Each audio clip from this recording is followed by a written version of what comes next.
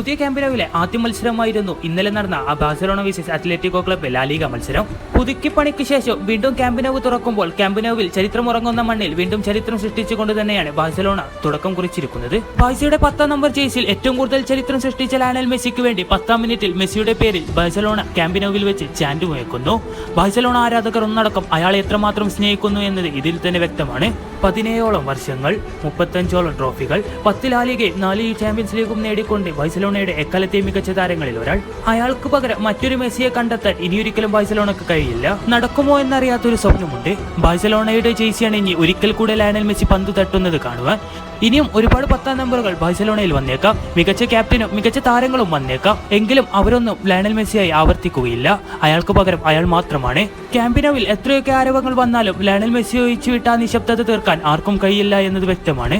ബാഴ്സലോണയുടെ ഏറ്റവും മികച്ച ഇതിഹാസം തന്നെയാണ് അയാൾ.